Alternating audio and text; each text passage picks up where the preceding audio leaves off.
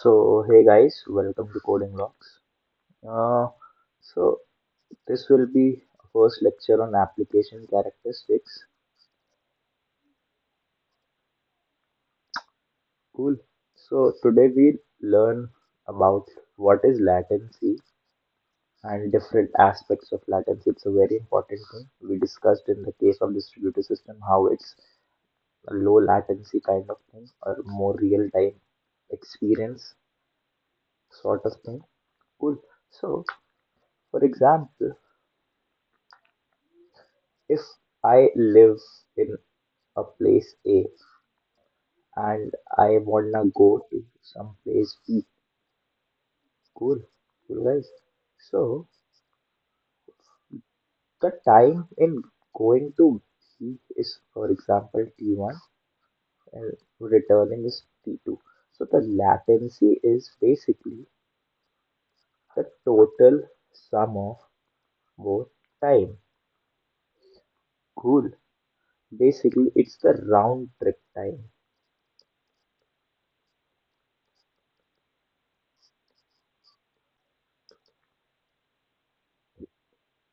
I hope you guys have got it that from going to A to B and returning from B to A back is the total trip time, and that is equal to latency.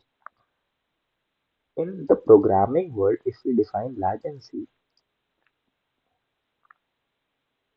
in the programming world, if we define latency, it will be if we are, for example, if we are visiting some website, if we are visiting Google, or let's say if we are visiting Wikipedia.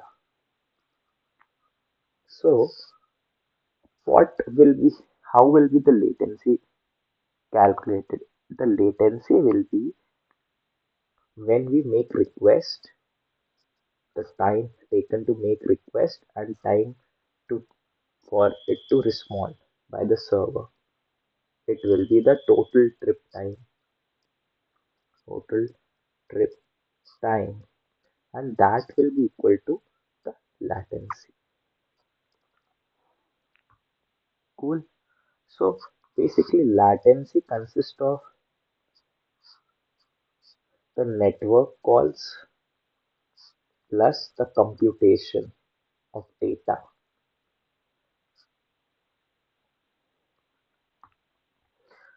So latency basically depends on these two factors. Cool. For example, when we load photos on Instagram, Instagram, you must have seen that sometimes there's a loading kind of thing appearing on the picture that we are viewing. So that time of viewing when we make a request to view that and until it comes to us, the real content comes to us. So that time is basically latency. So this was all about how latency is the round trip time. So I'll just summarize it once again. So latency is the total trip time, so total round trip time if we wanna go to some location and return back. In programming world, we can say it as the request response time combined. Cool. And this consists of the network calls and the computation data.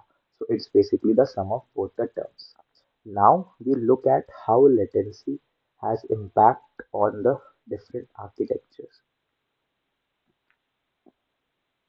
Cool. So first we'll talk in case of monoliths. So in monoliths, we have this code base and all the things are written on this. Cool. So only there is a method to method call involved here.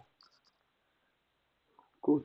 So here only the total round trip time or the total time will be directly proportional to the computation only, because we don't have to do any network call or sort of thing, or it, if possible, it is very negligible. Cool. So only the computation of data is present. So our total time or latency will be directly proportional to this. The huge amount of data, latency will also increase. Cool.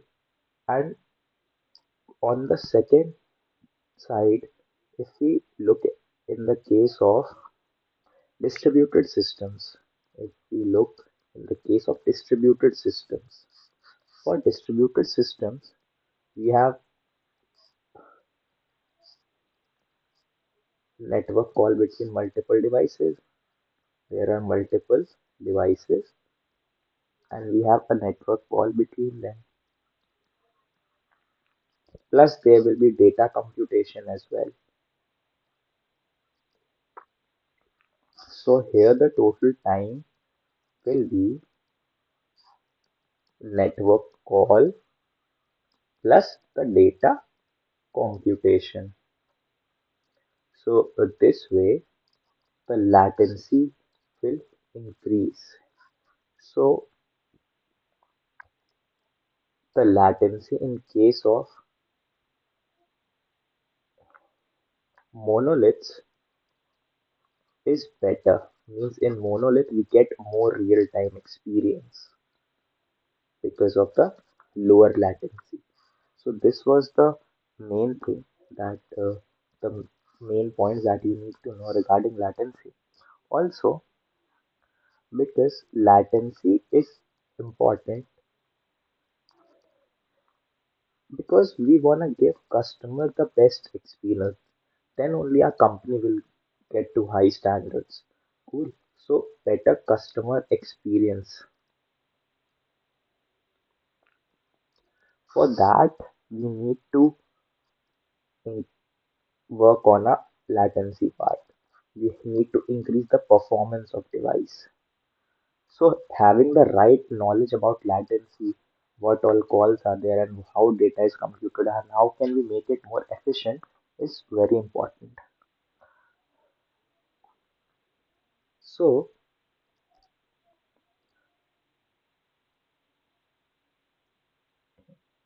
so basically, in case of stock markets, latency plays a very vital role. They need low latency. They need low latency because there will be a huge loss. Means the data is very sensitive here, so we need a low amount of latency here. Cool. So now we'll look at the factors that impact latency. Another important thing. First, as we discussed, is the network delays. Second is the computation thing.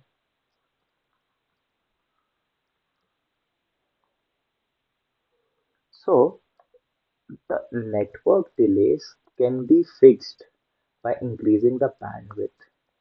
If we increase the bandwidth, automatically the network delays will get improved. For the computation thing, there are two things. First is caching, and second is CDN, that is content delivery network. So basically, now we'll talk about CDN. So for now, you can understand that CDN is storing the static content. So if the client wants to view certain files, so we already have a CDN present and it won't go to the server, it can directly go here and return the data to that way. So one of the things that could help us improve latency is the CDN, which is the content delivery network, and it stores the static content. And second is the caching. Caching also helps to store data. We'll discuss caching in very detail, but for now you can just remember caching as a map or the key value pair kind of data that gets stored. Cool. Like we use Python, it's dictionary. So that's about caching. And if we wanna increase latency, we need to work on these things. So these things will help us to improve latency and give our data in real time. So I hope you guys have understood this lecture.